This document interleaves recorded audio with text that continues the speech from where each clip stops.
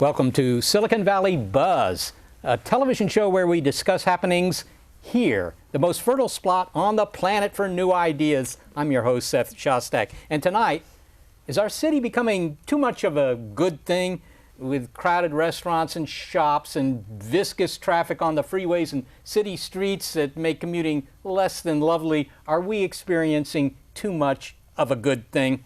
Well, tonight we'll be talking with two guests who will weigh in on just how much growth, how much development should our city have? I know that's an issue for you. It's an issue for them. We're going to hear from them momentarily. Let me introduce our guests right now. To begin with, there is Mike Kasperzak. Mike is an attorney, a professional mediator. He's also a city council member here in Mountain View, and he's a former mayor. Welcome to the show, Mike. Thank you, Seth. It's great to be here.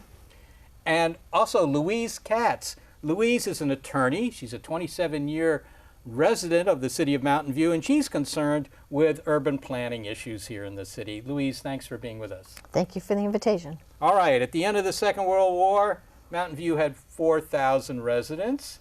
Today it has a lot of fruit and nut trees. Today it has something like 80,000 residents.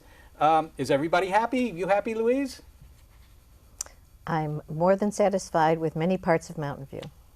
Well, that's pretty discreet. But obviously you're not happy about everything. Maybe you'd like to tell me about some of the things that you don't like now that we've gone from 4,000. I mean, it's a factor of 20. Correct. And, well, my main concern is what I see as a lack of urban planning. And I was told that many years ago, and Mike may know this better than I, that there was actually someone on the city payroll that had expertise in urban planning. And so my greatest concern is that we're trying to develop the city according to the needs of the residents and business community, small businesses and large, but we don't have an overall understanding of the impact of many of the changes that the developers want to bring to our town. Well, when you say that, I mean, are you suggesting there's no sort of overall plan? I mean, there is a general plan, isn't there, Mike? Well, there's a general plan, there's precise plans. We have a large community development department with a lot of professional urban planners and planners in it. So I don't know who Louise is referring to, but our planning division is made up of planning professionals and people who they may not have had consulting practices as urban planners, but I would hazard to guess that many of our planners consider themselves urban planners. All right. Well, it sounds a bit like a tautology, but sounds encouraging. But I mean, Mike, if you had to characterize the city council's take on the continual increase in both housing and commercial development, how would you characterize that? Would you say it's fast growth, slow growth, no growth, or do we just decide things on a case-by-case basis? How's that done? I mean, the council shifted significantly in the last election from probably a measured growth council that wasn't heavily focused on housing, more heavily towards ownership housing. The new council, with the additions of council members Siegel, Rosenberg, and Showalter, has become decidedly focused on more housing opportunity, more rental housing, more ownership housing, and including housing out in the North Bay Shore, which had become a big sort of, not a wedge issue, but a significant issue with the last council and the development of the general plan. How do you feel about this, Louise? I mean, he's talking about building more housing. Well, the point that I was making before, the operative word is impact. I don't think anybody can come up with a magic number and say X number of apartments are good, X number of townhouses are good, exactly where it should be. My concern is that we don't have an overall understanding of the financial and life impacts. So, for example, at El Camino and Grant Road, as part of the precise plan development, there was a determination that it would be what would be called like a village center, I believe, and it was zoned so that there can be 6 stories, I believe it is, buildings. Yeah. And so when someone comes in and wants to build 6-story buildings, it's highly unlikely that they're going to have a tire store on the first floor the way there is now at Grant and El Camino, or a full-size Walgreens or a Smart and Final and all those other stores. So my point is that when those buildings start going up, What's going to be the impact on our retail base?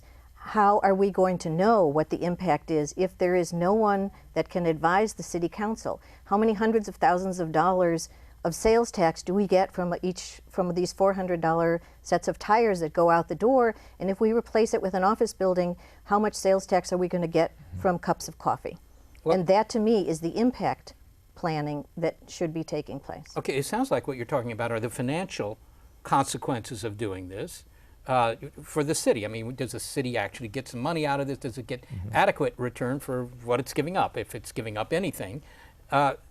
Surely the planning people look at these numbers and decide that it's better to put this in terms of revenue for the city. I mean, and we do, and it's not our intent to get into what we do or what we don't do, I don't think, but we do. I mean, increasing the amount of retail in Mountain View is a priority of the council from the economic development perspective throughout the city and also downtown. It is a problem of state government finance that local governments rely very heavily on sales tax revenue, and sales tax revenue is a decreasing sort of tax base. We don't tax services in California. There is some talk in Sacramento that maybe we should start looking at that, because that is a growing. We are now a service-based economy, not a product-based economy, and so much of what people buy, their groceries and things like that, aren't taxed. But I think to what Louise is saying is, you know, like the San Antonio Shopping Center is an example of a place where the council was very, very much focused on the amount of retail coming in, having a hotel there which provides 10% basically a sales tax, the transient occupancy tax, which is a great revenue source because the state doesn't take any of that. We only get 1 cent out of a 6% sales tax on a dollar. So, what about the conflict between residential development and this kind of commercial development? I mean, we're talking here about the differences between, you know, major commercial development and, you know, small retail. The small retail may be in danger, Louise feels. But what about, I mean, from the city's point of view, is it better to build a whole bunch of housing, or is it better to build a bunch of commercial office space, for example?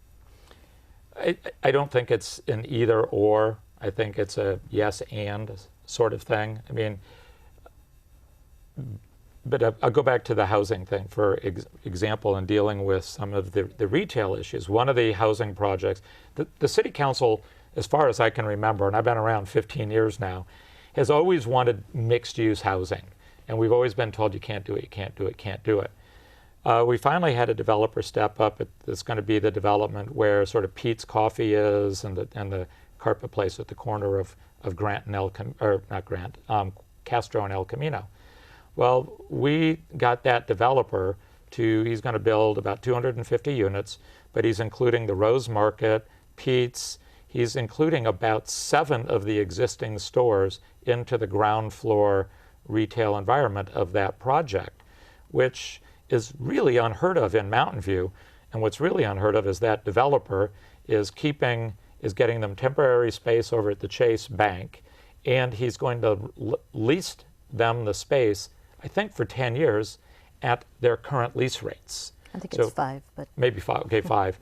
I didn't study the facts before I got here. But I mean, that's really unheard of, that he's making these efforts to keep those local businesses in here, but then making it part of that project. Well, look, this is the Santana Row model. I mean, well, it's a row very... Wait, there's a few facts that need to get filled in. That developer, and I live down the street and was part of the original, you know, group questioning how this development would go. This developer originally sought to take out 20,000 square feet of retail and replace it with approximately 6,000 square feet, which would have, and I believe the Rose Market itself takes up more space than that.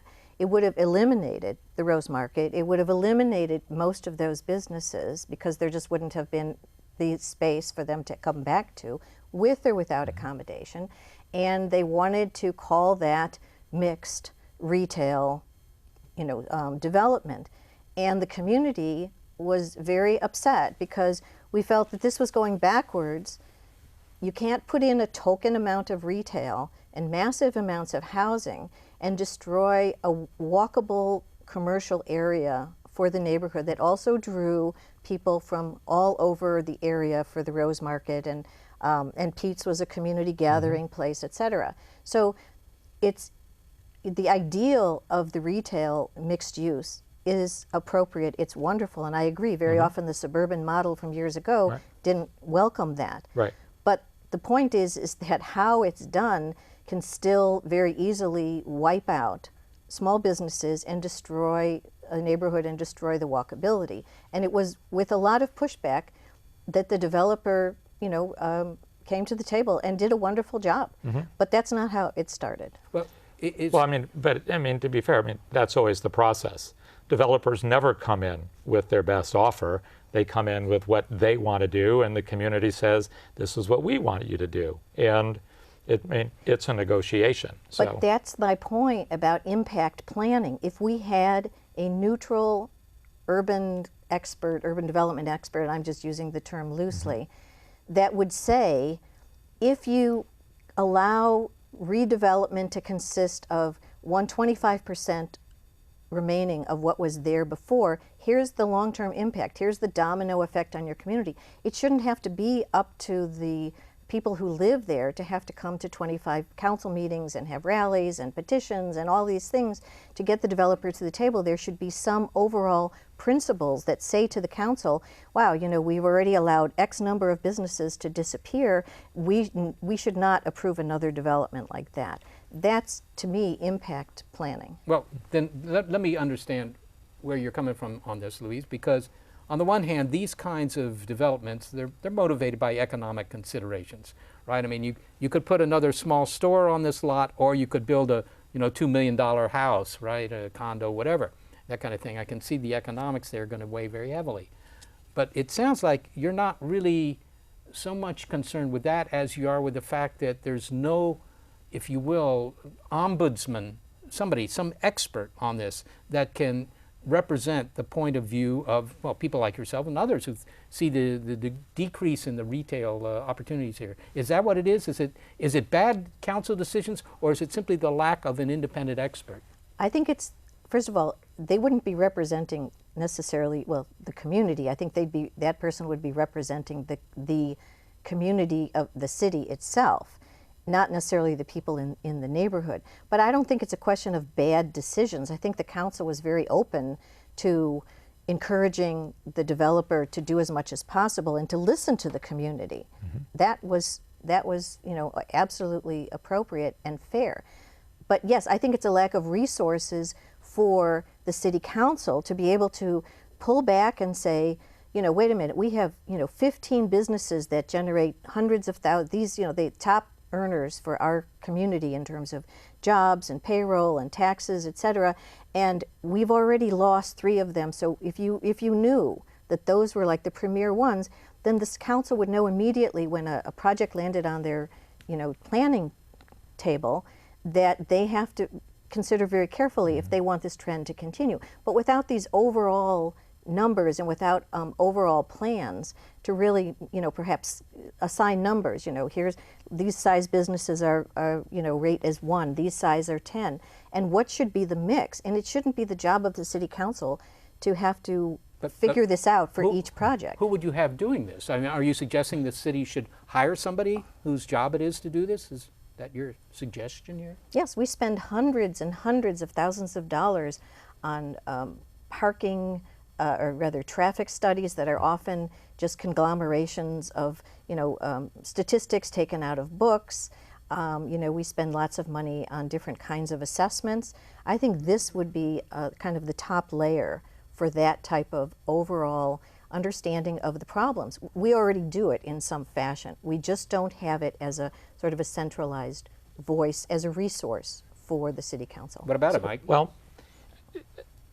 I'm not certain how it would work in the commercial environment. I mean, we do have a sense of who's there, but I think one of the other problems is, and I think this is the councils in Mountain View have always been pretty respectful of private property rights, And, you know, like I know the Japanese restaurant that was over there, you know, they went in and they signed a lease. They were not able to understand the lease, which said that they were going to be selling this. And they dropped a lot of money in their tenant improvements only to find out like 6 months later that the building was being sold and demolished. And it's like, I don't think like the city can be responsible for private parties that may not have an understanding of what's going on. And as it happens, the developer has found that restaurant another place to go with another rent. But I think one of the things we're seeing with this council, it's more in the housing area, but we've got developers coming in now wanting to tear down like existing housing development to build more, you know, a bigger apartment complex or more townhomes or something. And this council is getting very sensitive to the issue of dislocation of existing tenants who tend to be living in sort of reasonably priced housing. May not be low income, it's not subsidized housing, but it's reasonably priced. And I know there's one project that's like coming to the council for a gatekeeper. It's like 240 units now, and the developer would like to tear everything down and build 500 units. We could use 500 units. And he's offering to make, you know, 10% of the new units affordable. But it's what happens to those people in those 200 units that are going to get displaced. So to some degree, I think it's not exactly what Louise is talking about, but it's sort of like, okay, what is the impact of doing this on the people that are here? And I will say, I mean, the council is really concerned about local businesses, which is what drove, I think, part of, you know, the 801 California. Well, let me just back up a bit, because I do want to get to some of these other issues, and in particular, what Mike has just sort of raised is kind of an elephant in the room here when you talk about Mountain View, and that is, it's Googleville, according to some people, that Google has a very large footprint here, and that footprint is getting larger, and as a consequence, housing is becoming more expensive. They're building some new housing down there in South Wisman, 600 new units, I think 200 private homes and 400, you know, apartments, and townhomes. right? And the rents are going to be, I don't know, $3,500, $4,500 a month. So that drives up the rents everywhere else. If you've been living here for 30 years, you may not have that money. What do you do about that? I mean, you don't kick Google out. What do you do? You know, a good economy is too good when you hear people saying, "When's the recession coming?" I mean, Amen. Traffic, housing, you know, because what will happen is in the next recession, and there's three things in life that are certain: death, taxes, and another recession, and every day gets us closer. There will be a decrease in rents. I don't know about ownership housing, but rents will go down. Yeah, but does that help me if I'm living here? But that does not help the people that have gotten forced out. But that's true. But that's always been the case. I mean, every boom cycle we go through this, and part of the problem is Mountain View is only 12 square miles, and everything is built, and there is always a lot of pressure. And it doesn't matter if Google was building in Mountain View or not. The Bay Area is one huge area, and if they're building it in Sunnyvale or Palo Alto or wherever, people are going to want to live where they want to live, because people change jobs many people change jobs every 2 or 3 years, and today they work in Mountain View, but tomorrow they work up in South City. And so, but they don't move with the job anymore. They live here, and just the Bay Area is getting more crowded. And it's not just Google, it's the Bay Area, it's, you know, almost eclipsing New York. Okay, so, well, here's another question to both of you, actually, Louise. I mean, there is, certainly was, I think there still is, a sense of community about Mountain View. You know, you like the town you live in, you have a certain sense of obligation to the town, whatever. You want to see your town succeed, right? But if the population of Mountain View is going to be engineers that are commuting to these high-tech firms, no matter where the firms are, and they just stay wherever they were living before, is that a threat to Mountain View as an entity? What do you think, Louise? Well, first of all, this has always been a high-tech area ever since the orchards came down. Okay, I knew people that told me stories when I first moved here, when they came here in the 50s and 60s to work for GE and all of these companies. So that is nothing new, and I don't think that that should be considered an alienating, element of our society. But again, going back to the issue of impact planning, when you have the need for housing, if there is not an understanding of what you should build and what you should encourage or allow developers to build in terms of size, not just quantity. I understand the quantity issue is a market force. But for example, if we have an overload of studio and one-bedroom apartments, A, because you can get more of them in the same, in the square footage, B, best return, whatever, C, the greatest market need, that may be great for now, but that's going to then create a bottleneck when those people want to have families and are looking for something larger, and we haven't built it or we haven't pushed the developers to build it. So that can put single family or family size units even farther out of reach. But at the same time, we could be creating a voting block of young people who will never get to stay in this community with families. So what's so terrible about that? Like you said, maybe they change jobs. But when we want to have bonds for our schools, we need voters to pass those bonds. And if we have created this huge overload of young people that will have no vested interest in the community, as you say, they're not here to lay the foundation for the next generation because we've precluded them from having the next generation while they live here. So I think, to me, again, that's the issue of impact planning. So if a developer comes and says, I want to build 500 studio and one-bedroom apartment, and oh, by the way, I'll put in 10 two-bedroom apartments and three three-bedroom apartments. If the city council doesn't have a clear analysis of how this can, work down the line in terms of voting, in terms of what kind of population we need to make the city work, then I think we're going to have some very short-sighted decisions, which is build as much as we can now, and then suddenly wake up 5 to 10 years from now and discover that we don't have enough people to vote for bonds. It's a city of dorm rooms. Okay. So let me jump in though. I mean, I really reject the proposition that young single high-tech engineers are not engaged in their communities. People, I mean, we've always had this debate in Mountain View. We're a 55% renter city, second only to San Francisco in terms of the proportion of renters in Mountain View. And there are people, well, renters don't get involved in the community. When I first got on the council, 4 members of the council were renters. We talk about people as being sort of temporary people. I've seen people come out at meetings, that are new Google employees, and trust me, they don't all vote the Google line. Google wants to do something, and these are businesses, no, we don't want to do that. So, we have to be careful about generalizing about people and, voting blocks. I don't disagree about the impacts. I think we do try and do that. It may not be in the manner that some members of the community want us to do. Always looking for more ideas.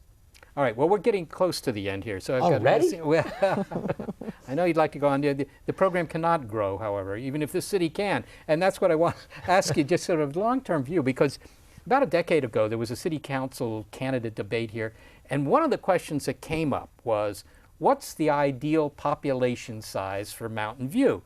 And most of the candidates, as I recall, said something like 60, 65,000, maybe 70,000. Well, we're close to 80,000 now, so we're way past that. If somebody asks you this today, do you have an upper number? Is there an upper number? Should we set an upper number? Louise? I wouldn't reference numbers. I would reference balance.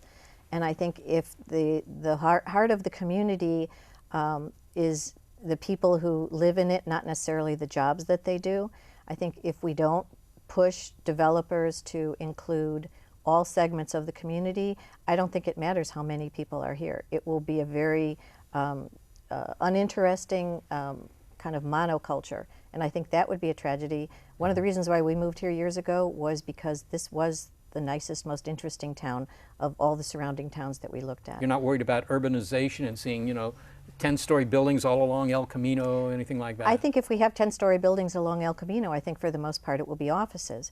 But I think in terms of residents, if we go for balance and quality of life and the council uses that as its planning priorities, then I think the problem will, I think there will be some controls. But if that's not our goal, then it'll just be plot by plot, corner by corner, too Ad much hoc. density. Yeah. Yeah, it will be Silicon Canyon instead. Silicon Canyon. Well, I'll try and remember that term. Mike? And I don't think there is an ideal number. I think, communities evolve over time. We were an agrarian town, when we were founded in 1902, I believe. And, we've grown, things change. Shockley invented the the chip, and next thing we had Fairchild. They polluted all the groundwater. But we've grown. So we have a different workforce today. It will be different. I think we have a pretty good planning process. I mean, we just adopted a general plan, 4 or 5 years ago. Getting community members to really engage in that process is really important. We have a great vocal community that comes out, but it's ultimately, the council is only as good as all the information it gets and trying to make tough decisions. And the council's trying to manage decisions in a really hot economy, and this too will change. Yes. Okay. Is anybody from any of these big tech companies on the board, by the way, the council yet? No, and that creates problems in terms of there was a year when 2 Google employees were running. Well, that would have been 2 people excluded from everything having to do with Google, and that's almost everything now. Okay. I say tongue in cheek. Yes, well, it has its upside, then maybe its downside. California is growing. After all, more people are coming to this South Bay. Do we want to encourage growth, or do we want to somehow draw lines in the sand? You've heard informed opinion from both of my guests. I want to thank them both. Mike Kasperzak, Louise Katz, thank you very much for being with us. Also thanks to our expert KMVT staff, producer Bobby Chastain, and our hardworking, ever-toiling series producer Susan Hubbard. I'm Seth Shostak, inviting you to join us next month for Silicon Valley Buzz.